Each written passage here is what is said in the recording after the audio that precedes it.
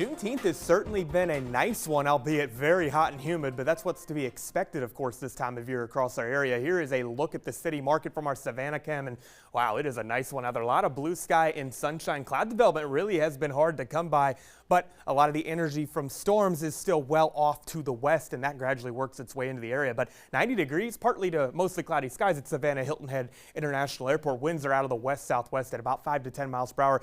Heat index is coming down, but that sea breeze will gradually try to work in, and eventually that does become a factor later on, of course. Viper radar is showing you storms are moving through the region, but most of the stronger storms are going to be along and north of I-16, and that's where they're going to reside. But we're going to keep watching these individual cells and possibly some rain cooled air and get that entangled with the sea breeze, and of course other rain cooled air from other cells that may spark some showers and storms, and a few of these may become strong to borderline severe. But I'm not necessarily thinking a lot of widespread activity, first of all, in general, but very few chances of strong storms across a lot of our area. Straight line wind gusts, of course, are the main concern with this, not thinking anything tornadic or even hail in that one as well, but frequent lightning and heavy rainfall need to be a thing to be noteworthy of that as well. Those rain chances do begin to fade into the night and even as we get towards the weekend as well, but we have to get through this cold front moving through the region, finally starting to get picked up by some upper level energy, and eventually that's what's going to get all of this activity out of here. But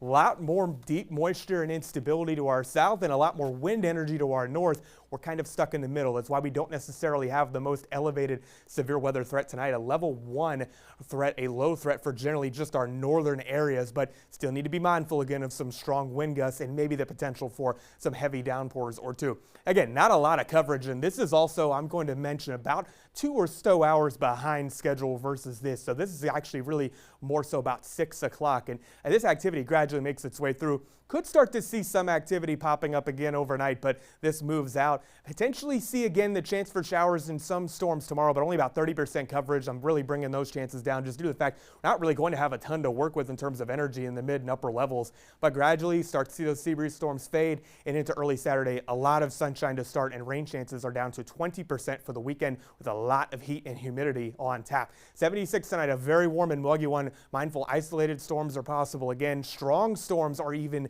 possible with a few of these, with damaging wind gusts, of course, being the main threat.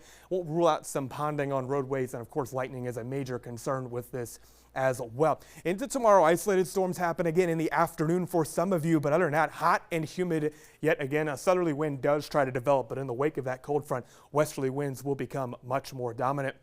On the water, the chance for thunderstorms is there. Other than that, southwest winds of 10 knots, continuous seas of 2 feet, high tide for 13 p.m. for your Friday. Your extended forecast does show you, by the way, summer does begin tomorrow. Again, isolated to widely scattered storms possible through the weekend. Stray storm chances really are going to become more of the case, and then you get that heat coming into play next week with back to those warm mornings and very hot afternoons with mid-90s in the area. So we're going to get into more of a hot summer pattern and a little bit on the drier side as well. Andrew? Thanks so much, Jeff.